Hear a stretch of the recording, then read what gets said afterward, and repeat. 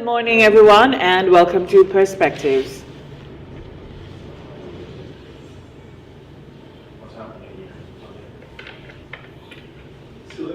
You go, tell me when to go.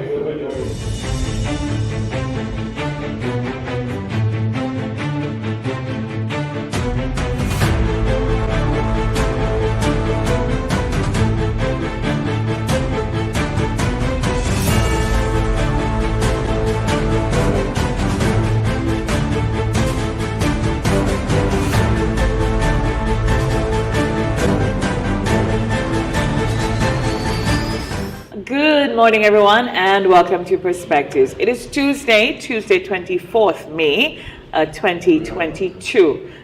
We do regret that we couldn't host a program yesterday as we had some serious challenges here with our technical setup. And yeah, we had some this morning trying to get on the air. So we do regret that we're getting on at this time, 7:27. We should have been here 27 minutes earlier. For those of you who are joining us, we welcome you to the broadcast.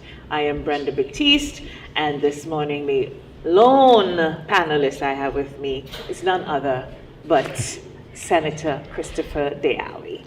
You know, we're sorry we won't have Mr. Campbell with us this morning as he's a little bit under the weather. Good morning, Senator Deawi. Good morning, Brenda. Good morning to our viewers. Pleasure to be here, even though we have some little hiccups, but that's how life is. And we have people on platforms saying the wrong thing. It's hiccup season. It's hiccup season, even though you go with all the best intentions. So happy to be here, happy with another great morning. So indeed. Indeed. So we had some rains early this morning. We did have some rains come in. We have an interesting dry season. Although the prediction from all the specialists are saying the expectation is to have a very active hurricane season. Mm-hmm. And we know it starts in earnest in June. Right.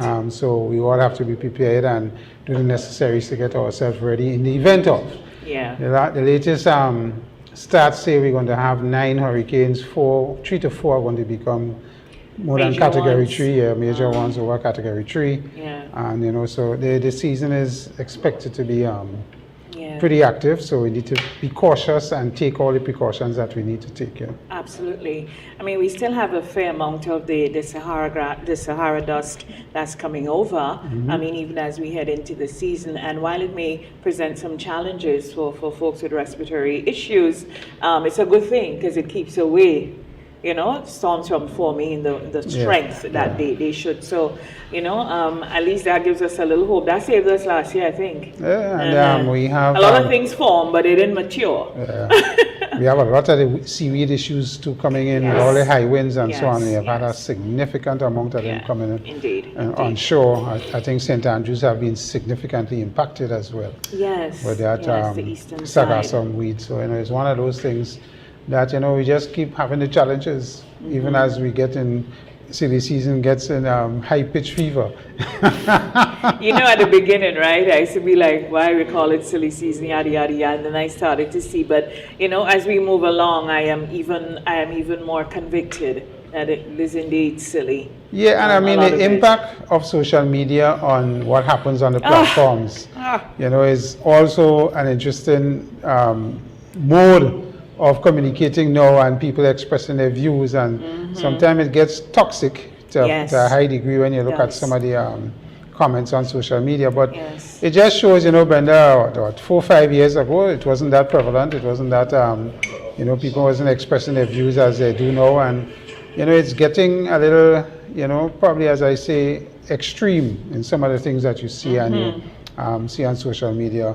I must indeed compliment the political parties, the main ones, the National Democratic Congress and the New National Party, that they have kept the rhetoric pretty much civilized. And you give the little peacocks here, but nobody seemed to be degrading the discussion to the point where it is getting personal and out of whack. And agree. So that is a good thing. And I just hope they could continue to keep it that way.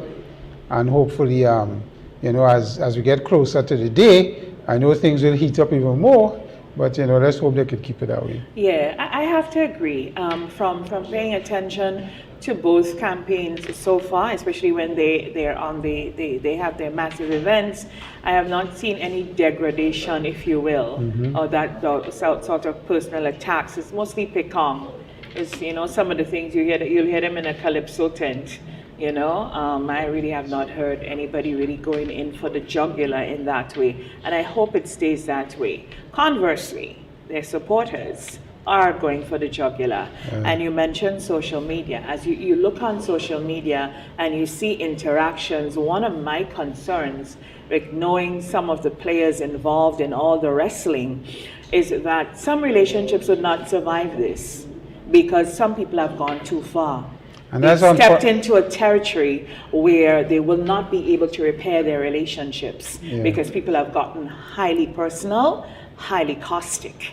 And that is so unfortunate. You know, I always like to remind people, you know, when we were in the Senate and in the Senate, we debate hard from either side and so forth. But when we sit after the debate and we sit to have lunch, it's not about personal, it's all about, you know, you hold your view, you hold your side and you debate hard. And people don't see that background interaction, so they think, oh, we enemies when we're debating across the table. But after that, we sit and we behave like good civilized people. It doesn't interfere with friendships. Civilized, that's the word. And that, I think we need to take a little example about that. Yes, you could hold your side. Yes, you could be, you know, supporting in a vigorous way, but you don't jeopardize the relationships you have with people because of a political view, particularly because of a political view. Party politics, you let that interrupt friendships. I mean, sometimes you have experiences that are so disappointing that you have to draw the line, because at the end of the day, I always say to people, only a person knows how they feel when they are being personally attacked. And so they may decide to react or respond in a particular way. But as I said, I am not sure. Grenada is so small. We already have a lot of interactions on the fringes because we feel strongly about the party politic. We feel strongly about the religion part. We feel strongly about sexuality. And let's not get away from it. We also operate in a class business too. And that is bringing itself forward in the politic as well. If you pay attention to what's being said, how it's being said, some of the demographic and how they're responding to it, that is also prevalent. And that is historically so, as much as we may try to deny it, nothing you know? pretty much wrong with it. I mean, it's just that as we say, you need to be not extreme in some of the views where you damage relationships permanently or whatever. So, I mean, it's quite good for people to express themselves in whatever way they feel, but you know, you have to be careful because words can be like swords. And you have to be careful what you say in that. But now let's move it on. What you thought about the launch of the Power Party? The Power Party launched? Oh, yeah, right. That's Ms. Rapier and her party. Right, Andrea Rapier and her team. To be honest, the live came up. I was doing something. I think I was doing a report, or was I on Zoom? I can't remember. But the live came up from Pineapple Marketing, and I clicked on it, and then I saw them on the Shadowfax. It was a yacht, and I was trying to follow, but I got distracted, and I said to myself, I will go back because you know, it's in me to do that. I would go back and look at it in its entirety. I have not done that as yet, so I can't see. I know I saw, although I muted it and it was up, I saw Mr. Killer with the mic for most of it. So I was kind of like, okay, is this his party? What's going on here? Because he was on for a very long time. But I have to go back and hear, you know, what I thought the launch was unique. It was done on a yacht. But why not? We live in dynamic times. Switch things up. Yes, I thought it was unique from her point of view, and you know, Ms. Rapier. I'm cool with that. Ms. Rapier is well spoken. I mean, when you listen to her, she speaks well. She is, Andrea. Articulates herself very well. I know Andrea from the Anglican High School. Andrea's family is the Cox. So she lived right around the Paddock area where the St. George's Baptist Church is. That's where Andrea grew up. And she's Cox and Rapier, of course. And now she's married with, you know, she went to the U.S. and she joined the U.S. Army and, you know, got herself very accomplished and so on. But I know her from school, and she's always been a very outgoing, very smart, very sociable. You can assess that from how she discusses on issues and so on. However, the question is, you know, launching this late, and she doesn't have a full slate to contest all the constituencies. The issue is, do you think that her impact politically will be significant at all, or would it attract people who are on the fence still? Right. And see whether or not she could, because in a two-party system, as we have more so essentially than normal here, do you think she can sway voters away from either party with her party and what she's going to articulate? Well, I would like to look at it this way. I do not know her plans, or I do not know, the rationale for coming in now. But it may be a strategy of, let me just test the waters, get my feet wet.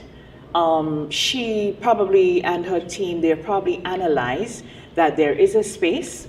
They probably did some market research. Because say what you want, TGM proved that folks want something different. Had Dr. Patrick Antoine continued the way TGM was going, right? I think they probably would have, by now, they probably would have been able to field a candidate or two in certain areas because they were making inroads. Like in Northeast St. Andrew, they had people like Small Axe and all these people, there was an exodus, if you will, from disenfranchised folks from one party that, kind of started to hug up the TGM, if you will. So after this general elections, based on the result, we may find that the ground is ready or wet enough for something new. A new sort of energy, new faces, Well, so maybe they have worked that out, and so the entrance now is a great time to enter, because all eyes are on politics. Yeah. So everybody watching everybody to enter in. Well, so if she enter last year or after the election, who's that? They're probably saying who's that now, but there are people who's probably saying, let me listen. I mean, I voted for MBPM before, Yes, because I went I didn't know what was going on. I didn't hear nothing I liked. So I walked into the booth on 1 in the morning, and I just did by a process of elimination. And because I'm like a sentimental feeling to the little PRG thing, I voted for MBPM. You see? I know the candidate didn't have a chance.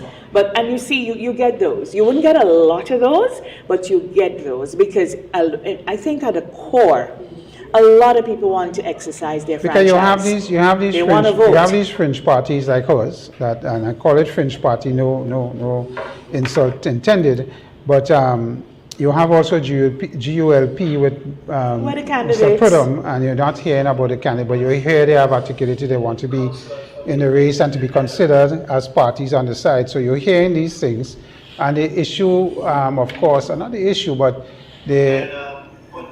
you want to know if these parties at all will have any sort of impact on what is going to come forward in terms of swaying people one way or swaying people away from the two main parties. I mean, I think almost at this stage, and I could be wrong, I think most of the core supporters of the parties are well set where they want. Yes. And the people on the fence who are probably still on the fence are not far from deciding, because the two main parties have already articulated the things that they want to look at. In essence, one party have talked a lot about the ideas. I still think that there's a lot of form and not much substance, because you're not hearing some of the things come forward. And I want us to discuss this thing because I see this came up a lot in the last weekend about the payment fortnightly. Because Mr. Mitchell, Deacon Mitchell, articulated that his party is certainly going to look into trying to get public servants to be paid fortnightly. It came up as something Prime Minister Mitchell would have announced probably an election or 2 cycles ago. And in 1995. Yes. Yeah, and he didn't say I would do it, eh? No, he did say he was going to look into it. Yeah. But obviously he explained himself Sunday ago when he said he did. And he explained the reasons why it wasn't feasible. But what troubled me on the NDC's part of it, listening to them, is that Mr. Mitchell seems to want to use legislation to mandate it to a certain degree, which he said they're willing to look into as well to see if it's possible. And that troubles me to some degree, because when you look at small and micro business, cash flow is king for them, and having cash flow. to mandate something like that, even though they say they will have a lot of discussions, I think is going to be sending a signal that, you know, people will get worried about. Because you mandate me to pay every fortnight and I don't have the cash flow, it means I have to go to banks, negotiate overdrafts, and so on and so forth, and, you know, it's a cost. And the intention of this, of course, is to create economic activity. I know that is what is said, because people would spend more, they have more money to spend in a shorter cycle. But the complications of putting that in banks, financial institutions which support that, even government employees, the government work to significant overdraft facilities. Help us out with that a bit, Senator Diali, because I think you're in a unique position to do so as a CEO of a major company and then a private sector person, and also an economist. Give us some of the pros and cons of this situation, of this twice per month, as it relates to the Grenada scenario. The pro, obviously, is that the more money you have in people's hands, and the assumption is the more they have money, is the more they will spend and do things. So it will, in turn, generate economic activity across the entire spectrum. And as a result, government will tend to, through taxes and other things, will get a better feel for income, and GDP hopefully will improve, and so on. So that's a big spin-off, because normally when you put monies in people's hands, some of us save. But most economists will tell you that, especially on the low economic rung, people spend and create activity. Right, so we see that happen with construction workers, hotel workers, bank employees, to some extent. Right? So that is a major pro, of course, and people having more monies to do more things. But the difficulty with it, let's take, for example, VAT. I think Prime Minister mentioned that VAT is paid on the 20th. Or have to be paid on the 20th of the month. That's past the 15th. So already, that first fortnight, for government to have revenues to pay workers is going to be significantly impacted. Because VAT is a big component of the monthly intake in revenues, apart from cross-border taxes, duties, and so on, which generally tend to happen evenly across the month, probably a little more towards the ending of the month, because of how shipments come in and people buy at the end of the month cycle. So it really is a cash flow constraint. And then you add the complexities of the banks, the financial institutions that support government's payroll through the overdraft facilities, and then workers having the issue of those who have loans and other credit situations with the banks that is linked to taking out the payments at a particular time. Most times it's in a month. So workers now have to rethink how they spend their money. It's not more money in your hand. Let's get that clear. It's not more money in your hand. It's the same amount of money, but just being sent to you at a different time. I'm happy you said that, because in some of the social media discussions, I don't know if it's true or if it's a joke, because so many things are happening on social media. Some of them are really funny, but some of them caustic. Yeah, I saw a person arguing that they heard a couple of people thinking that they would be paid. So let's say I work for $2,000 a month.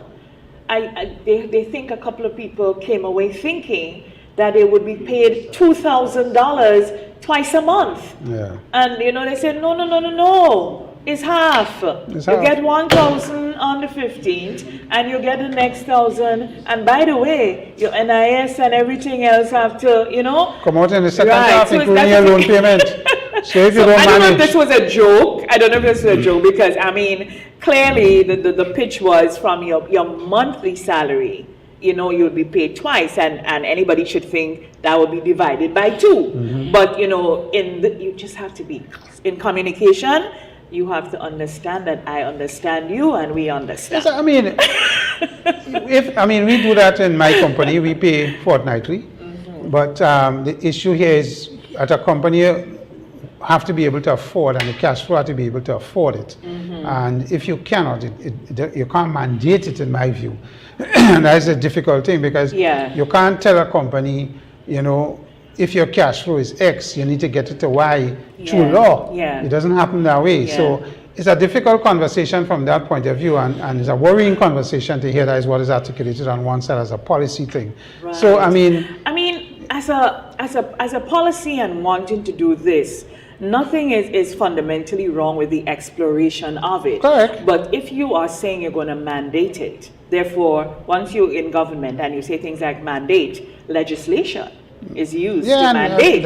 And so said. I think that will kind of have people like, But so, I mean, but nothing is wrong. Explore it. No, see where it leads. I think you know? PM Mitchell said on his platform it was explored, and he did use the example of VAT, and he did use other examples, but obviously they looked at it and they found that it was very complex, so they shelved it. I mean, the other side, if they want to explore, that's fine. There's nothing wrong with that. One of the As I things said, the worrying thing for me was the law and using the law to mandate it. If you know, because to me, I don't think that they can 100% say now that they really have a clear understanding of the inner workings of everything to decide that I shall mandate. What you want to do is to get more factors that would impact it, so you need to go one way or the other. And then you can always come back and say, hey, listen, I wanted to do this, but this is what's happening, this is where we are, this is, let's work on this, let's do that. Politicians are not, they don't normally say that, because they're salesmen and women, right? So all you get are the features and the advantages. You don't get the other side. So, we as the people receiving the information, we have to be very logical in our thinking. And this is what I just want to put that other argument on the table so people understand. As you say, it's not being paid $2,000 every 2 weeks. It's your 1,000 split in half, and we need to be careful and understand and kind of take that out of the equation immediately. I want to also touch on this other issue that I heard in the last week or two on another program, which kind of troubled me. I heard many things on programs that are troubling. Anyway, but this was on a network, one of our major networks in the country, and this was on CBI.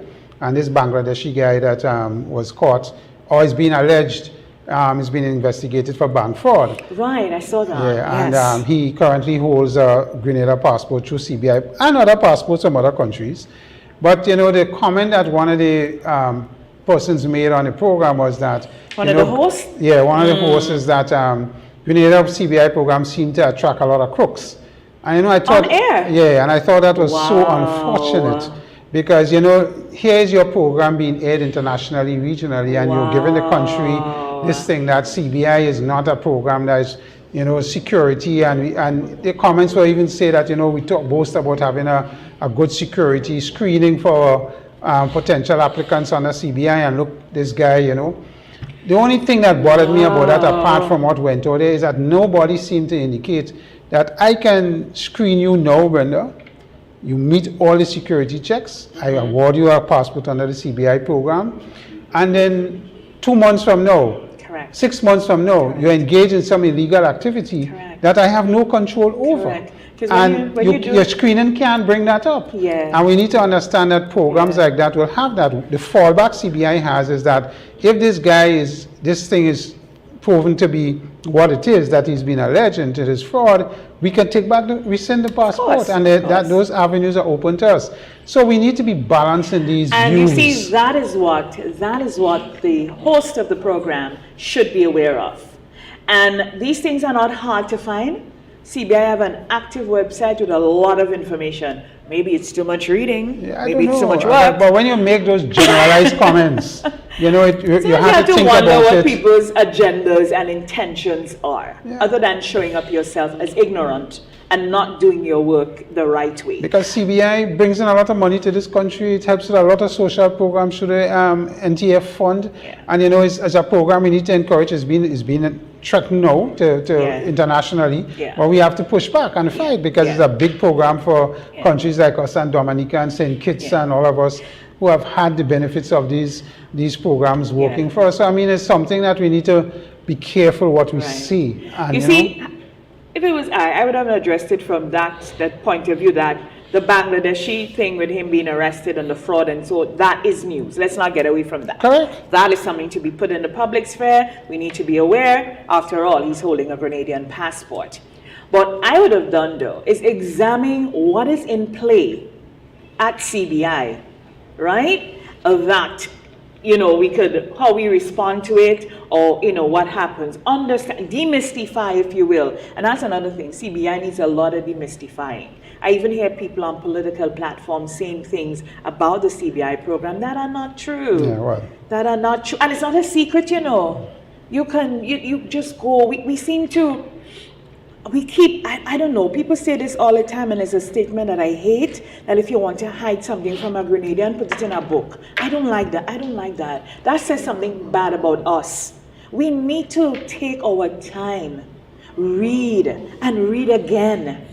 And we hear it once, our we CBI pause. program has done well in the last 10, 15 years. But do we understand how our CBI program the works? The development we have in St. David's, you know, and the hotel being built, the Intercontinental and the other, and Six Senses and all of those are CBI programs. And yes, you will have stumbling blocks along the way, as in everything else, and you have to manage it and so on. And I mean, when I was part of CBI, I know the challenges that you face. Of course, you speak from a position of so, knowledge. you know, it's something that as Grenadians, you know, we need to take and welcome it and see how best we could build it and work out the little kinks.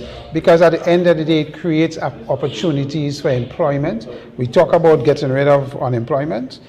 How else could we do it? Through investments. It has to be through investment in, as we say, productive investments that could keep on making money for us and providing for the NTF right now, and a lot of instances, crapo smoke we pipe. Yeah. But we need to understand, we can't be accusing our CBI people who work very hard, or law enforcement who works very hard, exactly, and all the other agencies outside of Grenada that we are linked to that help us in investigating people who apply for our citizenship. Mm-hmm. Because you must do the due diligence. When you hear them speak, you hear people say DD, that it means due diligence. You must do your checks. It takes some time. Of course. The world is so small. One of the positives from the fallout of 9/11 was how close all law enforcement agencies and these other agencies became. Mm-hmm. So you can't go and hide no way. You go hide for a day. Yeah, maybe a week, and you shall be found. Let me just tell you, in Grenada CBI program, we are extremely cautious. So it's not only the program,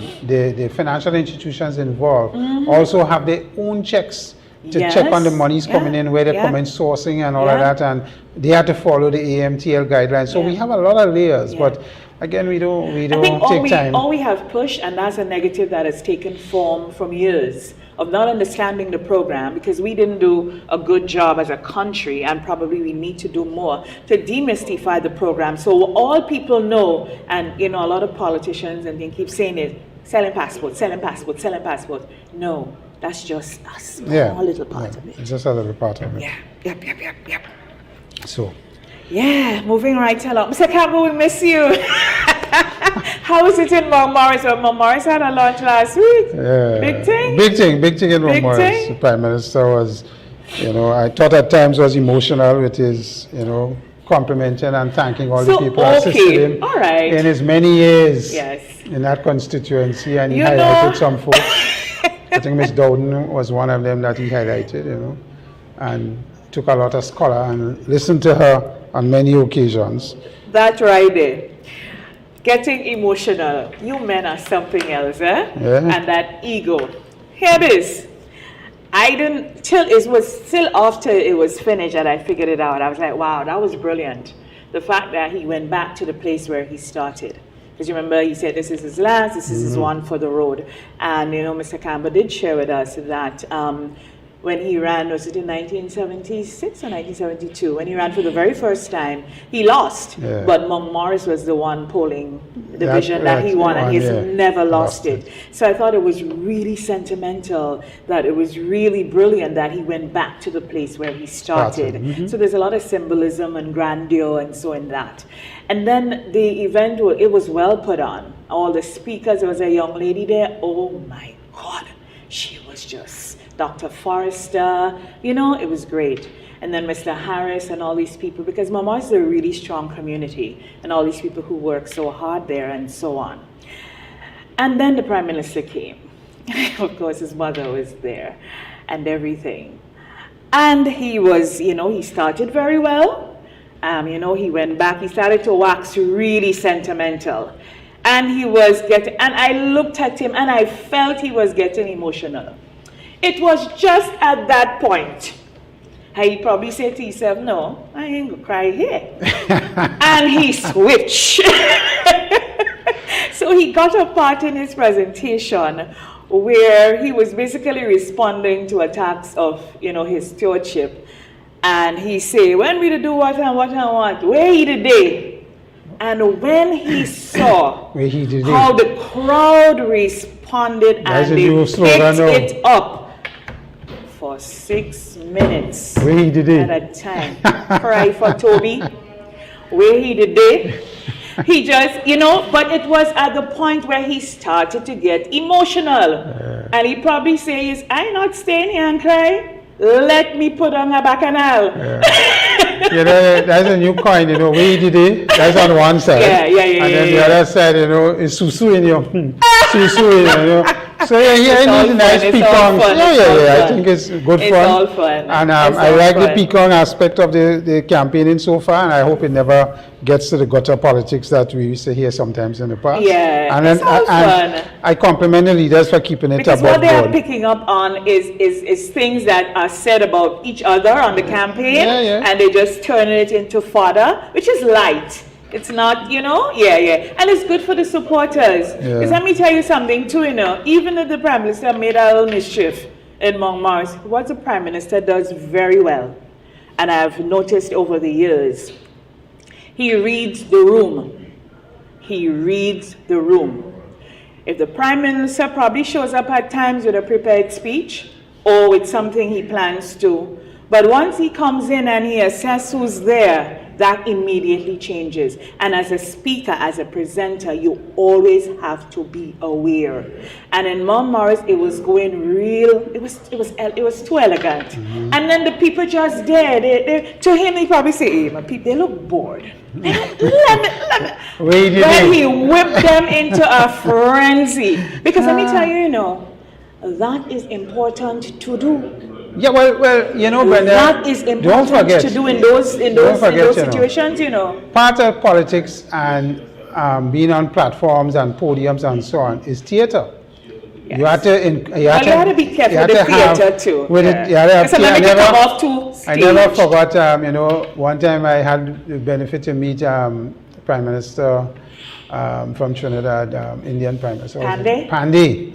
And Pandey has his degree in pediatrics. Yes, he does. And when you meet him one-on-one, you have a mouth on him too. Yeah, he's a completely different gentleman than when you meet him on the platform or you see him on the platform. Yeah. And he was the one that said to me, Chris, politics is about theater. And you have to understand that. Yeah. And you have to be able to, generate that vibes in your crowd. Politics are very important. And get them to, to get on board with you and so on. So you need to understand that as well. Yeah, man. People you can't bring, and let me tell you, it's different sorts of people there.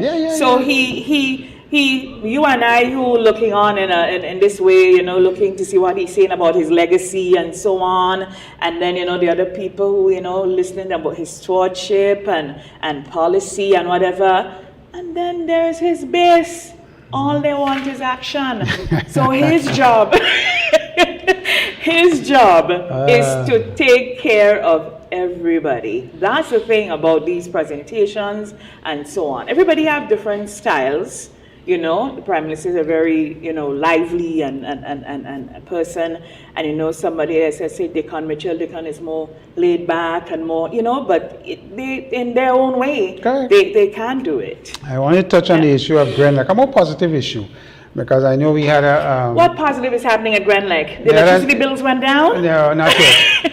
But they had an industrial issue that could have blown out of context, and the government, through its negotiating team, of course, because it's now government owned so far.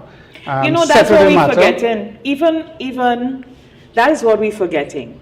Because during the strike, I just want to pause to say that I know it might be difficult because we've had private ownership of the company for so long, but we seem to forget that the employer is the government and the owner is the government. I just wanted to put that in there. Yeah, well, it will appear from the articles I read this weekend that obviously the issue has been resolved, and of course the workers seem to be happy with the issues that were put on the table and got settled. So that was a positive thing from the Grenada issue that I wanted to touch quickly on. But it brings us into the wider discussion on, because on this political cycle, you're hearing a lot about workers and who has the best interests of workers. You know, NEC says one, NNP says one, and who has the best interests concerning workers. On May Day, you know, comments made by the TUC president wasn't very complimentary to one side. And Mr. Mitchell, Deacon Mitchell, came back and spoke about his track record and with workers and defending the rights of workers. And then you hear this issue about contract work. And the NDC platform continues to articulate through Mr. Mitchell that, you know, there is this issue about, you know, all contract work will tend to be illegal based on what he had said on previous times, and that he will make all Imani workers, 3,000 of them, on the established start of the government.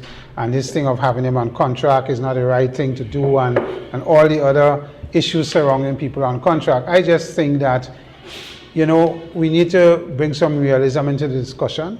And when you say that contract work is illegal, and you haven't said in particular that you're referring probably to things with the Union of Teachers in the government service and those who have been on contracts for pretty long periods of time, and you know, you need to deal with that issue, versus saying it is something that you don't particularly like and you could legally challenge it. We need to be careful, because a lot of private sector companies that have people on contract and work with contracts, and it's not an illegal thing. You know, a contract is a pretty legal document once it's, you have two parties and there's often acceptance in a contract. So I just think there's need to demystify this thing. We have to be careful, because my head office is in another country, in another space, and I didn't even realize they were actively following. We were asked about that. Yeah, exactly, and that's the thing. That's the fluidity of how we operate in our organization, is via contract for a lot of the work we do. And so, you know, we were asked about that. So you're right, there need to be specific, yeah. You know, which target, what am I going to do, how am I going to approach this, if I'm going to look at this particular group, that particular group, this particular group. We need a clearer understanding instead of the carte blanche. Yeah, and I mean, it may sound sexy to say take 3,000 Imani peoples off from contract and make them permanent. But the issue is where we getting the monies to pay. How is it, when you blow the public service up to that extent, how do you manage everything else? You may say you don't need to have the IMF tell you what to do and the World Bank, but these are people who influence how you get credit and how you get monies into your country to do your same social programs you that you need to protect. You probably would, if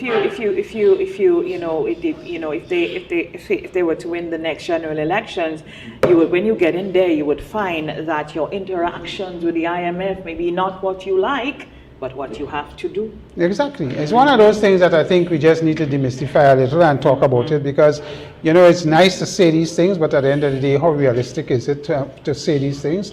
And you wonder sometimes if these things will really convince people. I don't know, but this is, I'm not a politician, so probably when you go on the platform and you say these things, people would buy into them. I don't know, but I just think we need to just put a dose of reality and challenge some of those things and see how at all they can actually work, you know, and we must, I think we have a responsibility to say that, you know, challenge these things when they say it and see exactly what is happening.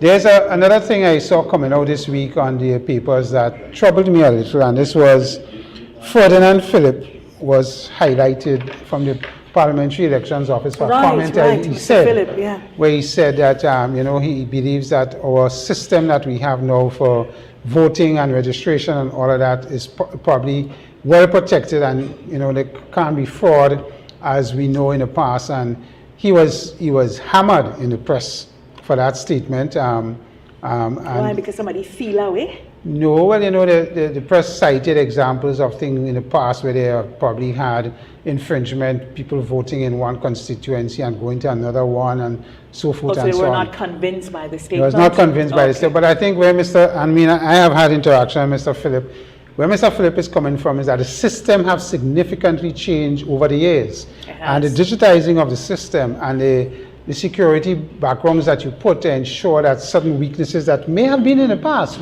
and you may have had situations with double registration, whatever it is, that you may have had dead people that are saying voting and all of that kind of stuff. It is now at a state where the PEO could say with a certain amount of confidence that, listen, our system has been rigorous, have been tried and tested, and there is very little room.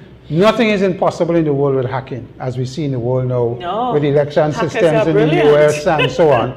So there's nothing infallible. But at the same time, the risks are greatly reduced based on what we have. And we still have manual voting. It's not electronic. But what he's saying is that the administrative work in the background to protect these things are more rigorous than they were 20 years ago. So when I saw the crucifying in the papers that they should get rid of Mr. Ferdinand Phillip, you know, from the PEO, you have to wonder sometimes, you know, if it's just emotions. You know us, we feel strongly about a lot of things. Yeah, and you know, there's a lot of things about PEO parliamentary election. They're trying to bring up again to say that this is not a well-run organization. It's not the boogeyman. Yeah, it's not the boogeyman, and you're putting a lot of things at their feet. And you know, par for the course. In my short time around in elections, every independent observer mission that comes, have never said and have never gone to the point and say Grenada elections have been a total failure. They will always highlight issues for improvement. PEO over the years have done some of them. Some of them are deeper issues that have to be dealt with, but at least they have great staff. They have highly skilled individuals working at the PEO. I was rather impressed, you know, being in the media, and we had to do election coverage in 2018. That because they brought us together for training on how to navigate the system, how we should, you know, to get the election results and all of that kind of thing. And I was really, really, really impressed by the machinery they have in there and this sort of IT staff that they have there. That's brilliant, right. And brilliant, brilliant. We tend to always try to pull down these institutions that we have had. But what we don't see is that these institutions many years ago at this point, and look at how they have improved up to this point. And they have ensured that we have an election process that is sometimes seamless in terms of how they operate. The people at the constituency levels, they get everybody, they bring them in, they do their oaths, they do their training, and they get things ready, they have the ballot. There's a lot of background work. And we never seem to be complimentary at any time. And that really does bother me. It's education too, because I listen as you know, politicians and people who I think should know better. Because remember, we're no longer doing civics in school. So when we go there to speak about our system, I think we need to do it the right way. So at this point, the elections have been called and the writ has been issued. So there are no more registration officers. They are now returning officers. You see? So stop telling, oh, the registration officer this and that. No.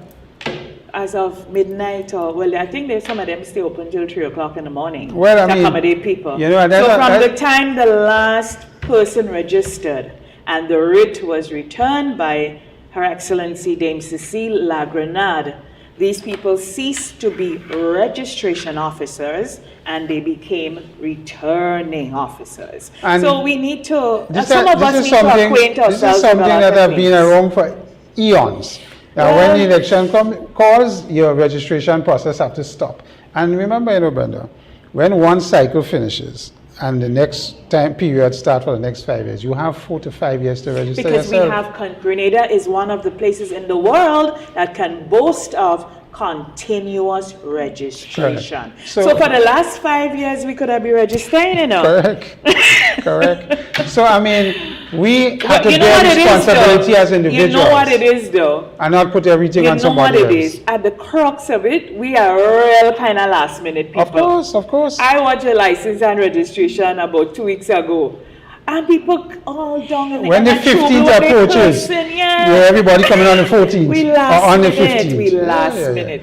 And last minute behavior is your responsibility. You have to take responsibility for that. You can't come and criticize and say the Prime Minister quality, you only give people 1 day to register. And you saw people who know better, you know, saying things like that. It was not 1 day to register. Exactly. Right? You may not have liked the fact that the announcement came and then bam. But it was not it is false to say it was 1 day for registration. That is false. Yeah. So, it's just, and I mean, again, here we put the PO under a microscope and think that, PO is a new boogeyman, is elections. And we don't tend to say, well, listen, my guys, you have a responsibility to do this. So what we should be more concerned about is that they are ready to deliver a fair and free election process to us. We want to examine the list, make sure they're all right. I think at this point, nomination day is on the 1st, but even before then, I think candidates and so on to caucus. I think there's a 7-day period when you need to examine the list. They want to go through their list, go canvass their list, I think, look for their people, and see what's happening. Robert Ferguson have been doing programs talking about the laws relating to PO and election and voting. We need 50 more Ruggles in Grenada. And he has been very simple language. Talking about the timelines and when the list is finally printed. You have 7 days to object, so go through the list. The more you know about your system of governance, so, I mean, that nobody could tie you up. When the information is out there, you have to pay attention because at the end of the day, you bear certain responsibilities as well as an individual. So, absolutely. So we need to say that, and people are saying that if you don't have an ID card, you can't vote. I mean, Mr. That was never the case. And his team, Mr. Moraine, have said quite clearly that once you are registered in the last elections, you're free to vote once your name on the list. But you still need to check. It's not biometric registration. Correct. Yes, when the Prime Minister said the date up in thing, I pull and I start. And those of us who electronically savvy could go on the site, I think it's PEOGrenada.org and check your status and see where you And I'm waiting for the list to make sure that I'm there. So we need to pay attention. We really need to mind we business. Not get emotional and say things happening in a kind of way. So we need to mind our business. Do believe so. But how been your general, as you observe the political rallies and so on? What has been your general assessment of?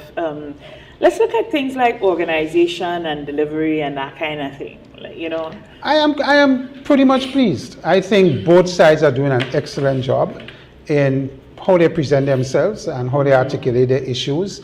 Both the leaders are doing well. The candidates that come and speak well for some of the caretakers that have been put forward and promoted. So I think generally you're seeing, in my view, a campaign that have started. In essence, the momentum is increasing and building, but it's going pretty good. I mean, the one detraction I've always said and articulated, I would like to see a debate between the leaders or whoever. That's not going to happen. Let's move on. I suspect. But so the debate is going to happen on these platforms, and I think you and I have to know, take certain things, filter it out, and throw ideas out. So the debate is happening among us. But outside of that, I think the quality is well. The delivery in terms of the electronics and the various medias and so on, everybody have access to see. So it's a good delivery platform. I'm still concerned with the COVID numbers that we have and the increasing in the COVID numbers and having so much face-to-face gatherings. You was in the coalpen climbing on people's back. Why worry about the election rally? You'll never see me in the coalpen. Let's move on. I have a picture with you. But that is something that we need to still pay attention to because, after every general election that has happened in our region, there's a big surge in COVID infections and our vaccinations are still woefully low. So it is something that I do worry about, particularly from the point of view that us in the private sector and in the public sector is going to affect productivity. Yes. Because the more it takes out our staff, more it takes out our staff, and you have to isolate for 5 to 7 days and sometimes more. 10. 10, a maximum of 10. It takes out a lot of staff, and then efficiencies drop, and then people can't get the service they want, and they quarrel and so on. But it is again a reflection of what we don't do. And pay attention to the protocols. The government and Ministry of Health continue to say, be careful, pay attention, mask, sanitize, and whatever you can do. But we get emotional in election times, and we hug up and we dancing, and you hear all of that. And good, some people enjoy that, and that's part of the process. But at the end of the day, we need to pay attention. So Bernard, to answer your question in short, I think the campaigns are doing well. And I compliment both sides for what they're doing, and I just encourage them to keep it going. How do you measure? Because there seem to be a school of thought that the campaign has started, and there's another school of thought that we're on the home stretch. Well, what does that say about the understanding of electioneering? I think from now to the 23rd, you're going to see quite a huge build-up on both sides. NNP obviously have a big meeting coming up Sunday in St. David's. They have one in Carriacou, I think Saturday with Ms. They have a lot of Kendra. meetings this Yes. week too. So there's a lot of that going on in the background. And on the weekends they escalated to these big events. So you're seeing a lot of that momentum building up, and that is proper, in that you want to rally your supporters, get them excited, get everybody ready to go and vote. Right. As you say, put up the finger, which finger, and so on. So it's a lot of that, and you will continue to see that leading up to the 20th. And I expect it's going to build to a point where it's going to crescendo, and everybody, hyped up on both sides to get their thing done and do that. So I'm looking forward to the build-up. I don't go to these things, but I look at it on the various media's platform and assess and listen to what they say and so on. Yeah, man. So it's you have to watch and listen to everybody. Yeah. And I am pleased with what I'm seeing so far. I asked a question to really put it out there that elections is not this month.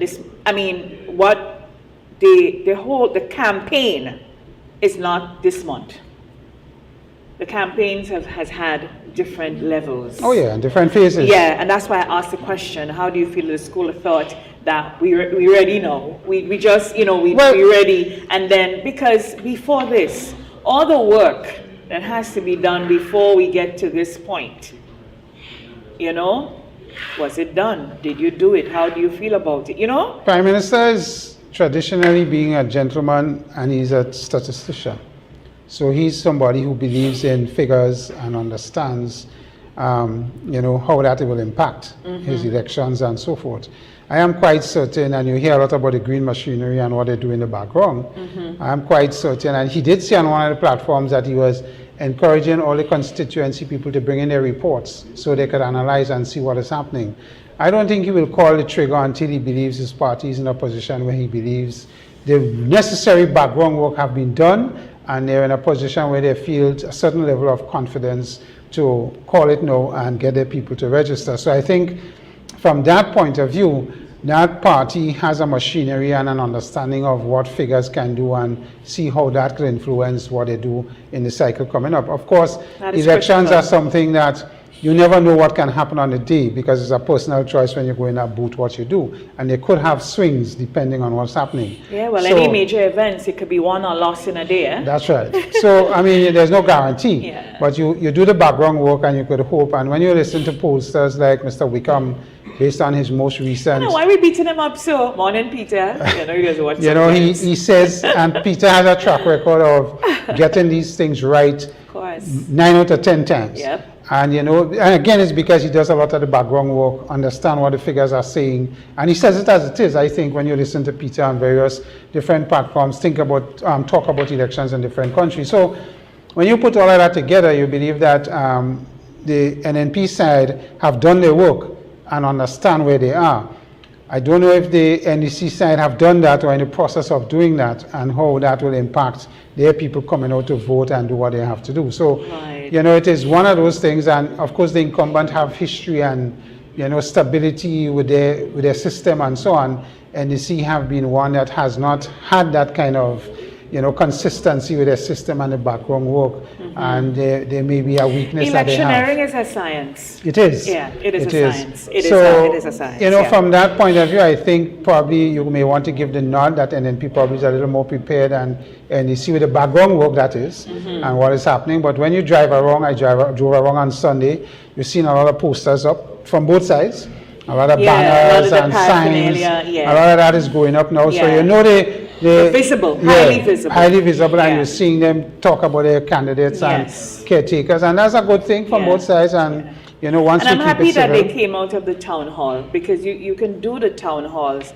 And I was looking at Jenny Rapier on the narrative, and everybody's beating up Jenny. But if you just take away your feelings for a while, Jenny is correct about a lot of these things. Another thing about Jenny have capital of walking on the ground, because in the NDC, that's what she did. She was on the ground. She and her sister and Wade Phillip, who is Nimrod Oliver's brother, and all these people, they worked very hard for Mr. Burke in the Northeast, And when she resigned from the NDC and went to the TGM, that's what she did.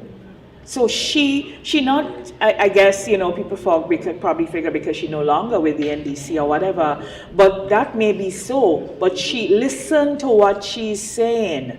Your critic is not always a hater. There is something you can take away from what they're saying and put it into your own scenario and say, yeah, maybe we need to do this. You know, that kind of thing. If we could just detach our emotions for a bit, you know. She's a foot soldier of the best. Yeah. No. She has meat because she know what she's saying. She has been in the front lines of it. She's been on the ground. She's been there for NDC, for the TGM. I mean, a lot of the TGM membership is because of her work, her hard work in rural communities and so on as well. Yeah. You know, she knows what she's saying. You know, you could disagree, and that's fine, or you may say, well, I'm doing this in my party, that's great too. But to vilify the individual because she's saying something and, oh, it's sour grapes and blah, blah, blah, you know. But I'm happy, I saw her say that, and I agree that the town hall have their place, don't get me wrong, and they can still, and I'm not giving the NDC any advice, you know, right? But I'm just saying that, you know, they could mix it, you know, if they wish. But you have to do the rallies. And so we got into a state where we were trying to criticize the new national party for rallies and saying, you know, well, we run and we campaign. And no, I guess you're now finding out that you need to whip up momentum in your base. Yeah. You need your rallies. You need to go outside. You need to meet and move your people. You need to show they're undecided. Man, they're looking good, man. You need to do that. It's a psychological thing. It is. So when you do, I think sometimes people are too quick just to criticize and not understand what it is they're really criticizing, you know? So I just wanted to make that point. Yeah, how the rally's going, good man. You know, I like the action. Yeah, momentum. I think as a person that's kind of into events and so on, let's not forget the little side thing with rallies. The people who sell on the side and the vendors who get from both sides who get a little money opportunity to make some money on the side when the crowds come and so on, and the busmen and so on. Everybody makes a little something on the side. Registration day, the snow cone man make real money. The last day, the snow cone man, the snow cone man. They were in the line for so long and he said, he said, I don't know, you know, I'm going back and full up. You must get your snow cone today, or I could come by tomorrow. And that's a positive side to the thing, you know. So all kudos. I mean, that is part of it that you need to talk about. I just think it is one of those times. Yes, it's short. It's going to be quick, but at the same time, you know, there are some positive sides to it. My sister was saying last night. She said, I said, Francis, today's the 23rd, right? I say, a month from today, tonight, no, so we're hearing results. Yeah. How much weekends we So have? I said, I can't wait for these weeks to go. We have 5 weekends left. She said to me, yeah, but you know something, Brenda? This is going to be the longest 4 weeks of our lives. I say, I never thought of it that way. Yeah, because it's so much, a lot of heaviness, you know, that you just want it to go away, kind of. We have 4 weekends left. Yes, 4 weekends left. 4 weekends left. Jesus. Yeah. You know, the tension, you just want some of it. But I must say, to the people providing the fun and the fodder and everything to make us laugh, yeah, thanks a lot. Depo is saying something here based on what we were talking about on Facebook. He said, I saw one individual asking how Peter David, as Minister of Labour, can facilitate an agreement with Grenada when Parliament is suspended. Well, Parliament is dissolved, not suspended. Here we see the need to educate our children from elementary, primary level on government and more emphasis on civics, like we were saying earlier. Yeah, but the Labour Minister may have come in as a conciliator in these discussions and suggested ways to solve the issues that were on the table. But remember, the contract is between the union and the company. So if the minister would have suggested to both sides and would have agreed on the way forward, it doesn't need to come to Parliament. So I think that is the little difference here. But it's not illegal. The dissolution of Parliament dissolves the but representation Peter is still of the the Minister of Labour. Correct. Yeah, yeah. They are all now ministers. That's right. So he still possesses ministerial power Yeah, to yeah. go into the situation. And ministerial power Yeah. doesn't say that he signs on the contract. What it Right. says is that he suggests from his position of Minister of Labour, Yes. this is a possible solution for the two They are, sides to they are consider. still ministers, Yeah, whether and, parliament dissolved or the not. contract is They're between- not parliamentary representatives anymore. Yeah, They're- so they're still that's a subtle ministers. difference that he can do. Yeah. And, That's what and civics use his help office. with. Yeah, use When- his office to so impact That's what things like civics is that. help with. When the parliament is prorogued, what happens? When the parliament dissolves, what Yeah. happens? What happens to the members? How long do we Correct. still have a leader of the Prorogation opposition? has nothing to do What with do we- dissolution No, or it has. nonsense. Yeah, it has. Yeah, All of so us still these are the maintain our things. positions as parliamentarians on parole, on Correct. probation. Correct. And so, Correct. yes. And Mr. David is still a minister. They are now all, they act in their ministerial capacities. Yeah, Prime Minister is still Prime Minister. Of course, the cabinet can still meet. Yeah. Yes. Country had to run still. The country have to run. Yeah, the rallies have been going good. Sunday, there were two really big ones. The NDC came out in River Sally to launch Mr. Cornwall and Mr. Andel, and the NDC, the NNP, sorry, St. George South, to launch Mr. Cox. And the NDC, I took in a bit of it. I might be a little bit biased, but my favorite speaker was Tevin Andrew. Tevin is such a politician. I mean, it'd be interesting to see where he goes, how he goes. He was, always dynamic. He has such presence, fills up a stage, fills up a room, his voice, his energy, whip up the crowd.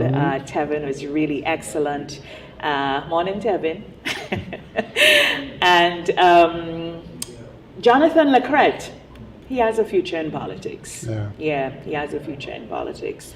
I didn't see both of He them, has a but future in I know politics. Tevin from the past, and I know him to be Tevin. very good and articulate. The thing for me on Sunday that I haven't really paid attention. Well, I looked at him in Carriacou. He was excellent again. I mean, Carriacou, when they went up with the cruise, the boat, and all of that, and I looked at him because you see growth, you see, and it's a natural. It's just some people just had a natural thing, and Tevin is one of those, and you see, and yeah, he was excellent.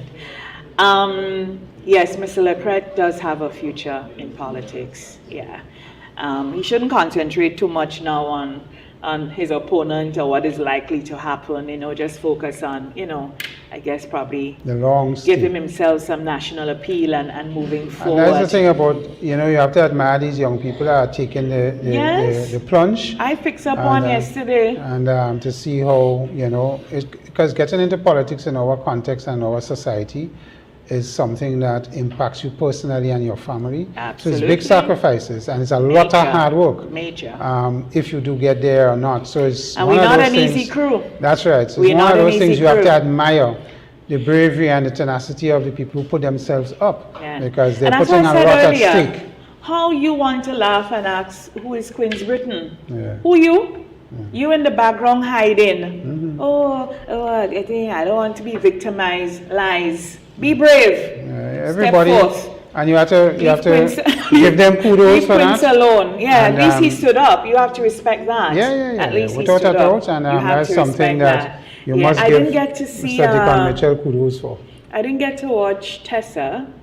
I wanted to see her. I would go back and see what happened there. Dr. Sensei I am one of those people in my interactions with her in the Senate. I think she'll do very well. She's very articulate, very bright young lady, and understands issues. And she seemed to have a passion for helping people and getting things done, particularly in her constituency and where she's from. So I think she's also going to be a very good option going forward, now and wherever she lands. Yeah, it might be a difficult hill to climb now, because one of the things is time. And if you're coming in for the first time, you need time to to get people to know you and who you're about, and so on. And just to put it in context, is that the history of St. Andrew Northeast, NNP has a very strong base in St. Andrew Northeast. NNP has never lost an election in St. Andrew Northeast. Okay. And what it is based on informal information and a little scientific is that the current representative, the current person, the candidate there, that is Skeeter Lois Peters, she is mighty.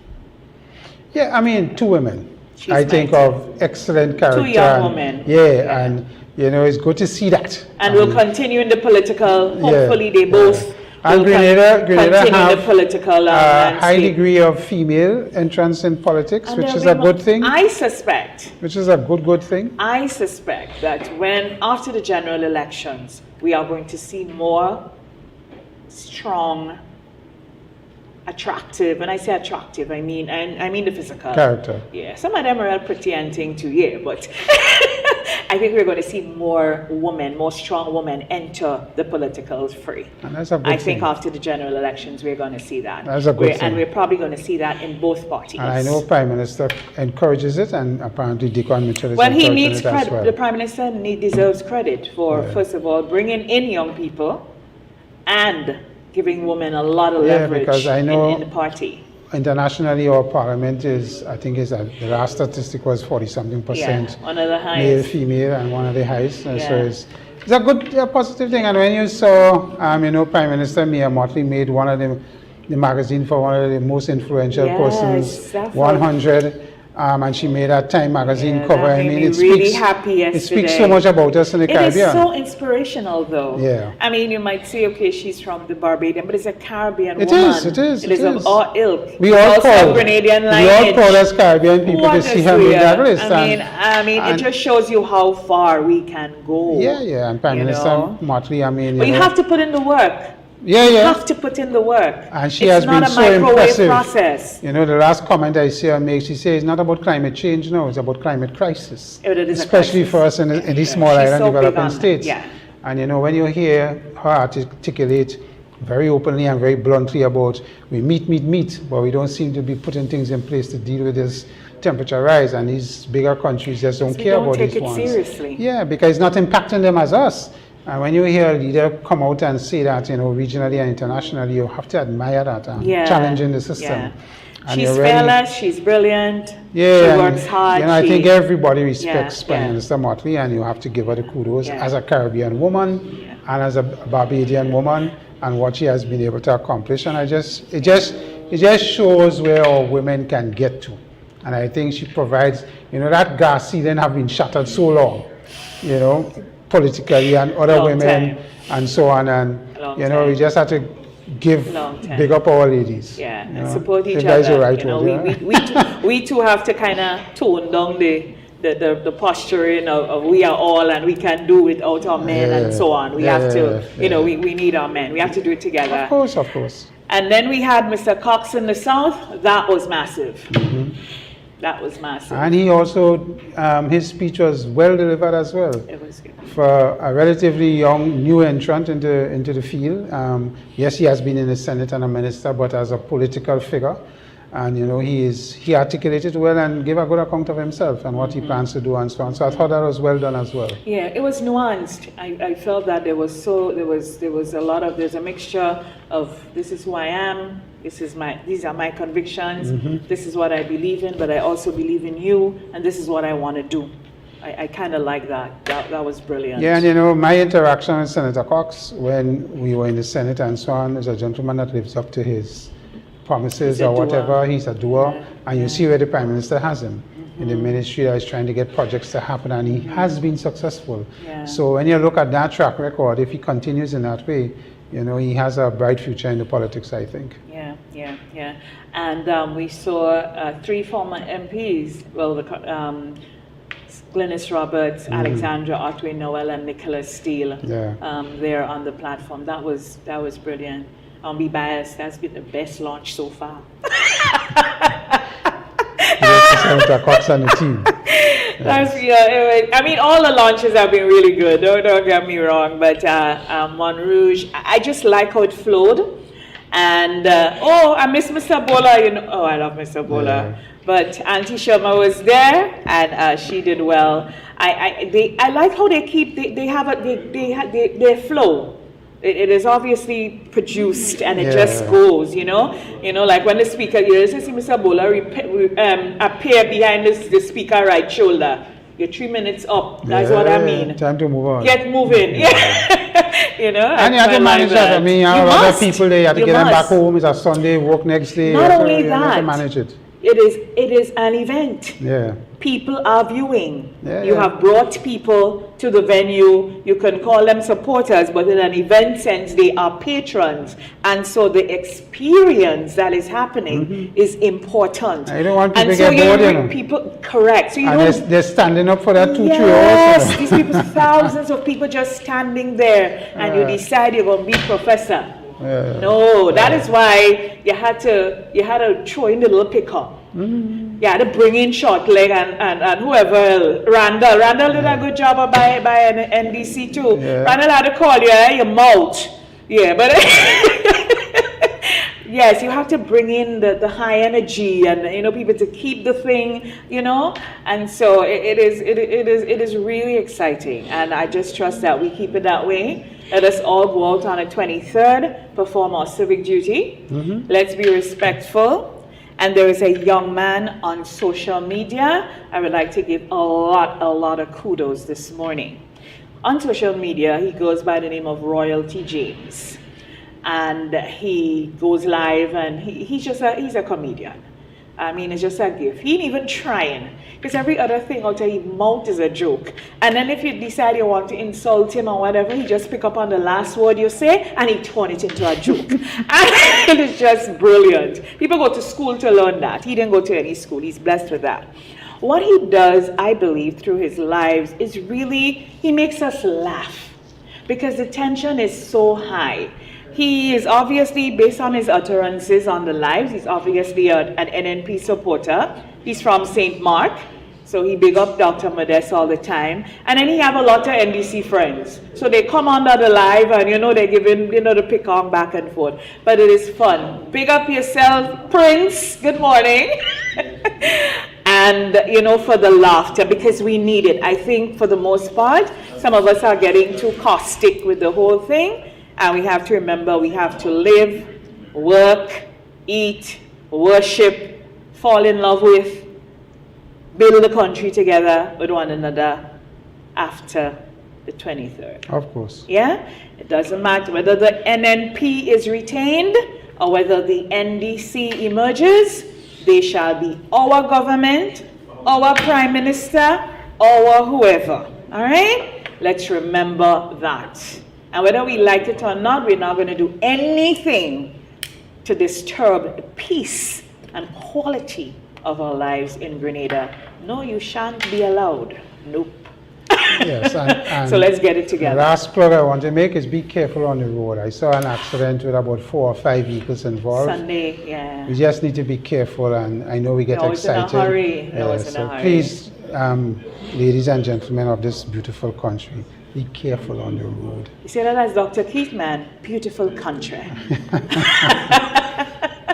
But I love my country, without a doubt. Yeah, really, really do. And again, it's so great to watch his mom. I mean, outside the politics, this is just a blessing, eh? Oh, man, you're 99 years old, and there you are, she's a tower of strength. And then for him, imagine your mother just is there with you. She have your back. I remember we beating him up morning, noon, and night. But you need to have this sort of support. He did announce that when she turned that magical mark of 3 figures, he will be a big fit. You see that? No, but for all the nation, because right now she's a mother of the nation. Yeah. So I mean, and that's something to celebrate. Well, I mean, come on. Awesome. And she sits there intently, and she takes in everything. Remember, see, she might lean across and she asked out maybe a question or comment. I wonder if Dr. Mitchell will reach 99 too. Lord have mercy. You see all this dirty going out like we done with it for a while. Anyway, that's another conversation for another time, Brenda. He's on his way. He's on his way. He's on his way to 99. And doing well. Thank you so much, Senator Daly. Mr. Campbell, we miss you. We do. Hurry back. And this has been a Perspectives, a Tuesday morning edition. We couldn't have the Monday morning edition. We had some serious technical challenges yesterday morning. And this morning as well, we came on the air half an hour late. We'd like to thank those of you who viewed with us, especially across the platforms of MTV on air and online. Mikey Live, thank you so much, Mikey, for your continuous coverage. Party Grenada, TNR Communications, KG9, and Sister Isle in Carriacou. Good morning, Carriacou and Pretty Maddening people. Good morning to you. And of course, our own Perspectives page. We'd like to thank our team here. Kirk Oliver. Kirk provided our camera and audio services this morning. Nazim Benjamin of Professional Streaming Services. Blondell George, our director, and our executive producer is Mr. Richie Oliver. Senator Diali, thank you. Thank you, Brenda, Have for a great us week. having. Yes, you know. Have a great You know, week. I met a lady this weekend at Taffy's Bar, and she's one of our biggest fans. Really? She says she watches all our programs and she Okay. enjoys Perspective, you know, Oh. and I was happy that, you know, some people enjoy what we do. Perspectives have a lot of fans, but Yeah. a lot of them won't want us to know they're fans. But good morning to all the fans of Perspectives. We appreciate you, and thank you for viewing. All the people who give feedback, really appreciate it as well. I got a long letter the other day about the show, and you know, and people went back to some of our first episodes and things good. they learned, and it was high in commendation for you and Mr. Campbell especially. One of the things they said was that you guys basically have information on almost anything, and you know they appreciate that, because the person said what they watch TV for is to learn. Not to, you know, all the fodder and the banter and the hosts who say things like only crooks or something. So oh Jesus, we reach where we going with? You have to have those. We bring the other side. Not and the on our balance. national TV stations. Nope. I It would is say what that. it is. Anyway. Thanks a lot. Thanks everyone. Thanks to my friend Nadia. Good morning. See, she's saying excellent program and discourse. We appreciate it. Thank you so very much. For everyone here, I am Brenda Batiste. Have a good day. Let's be good to one another. Walk good. Try to talk good. And delay your fingers. Yeah. Have a great day, everyone. Until next time. Bye-bye.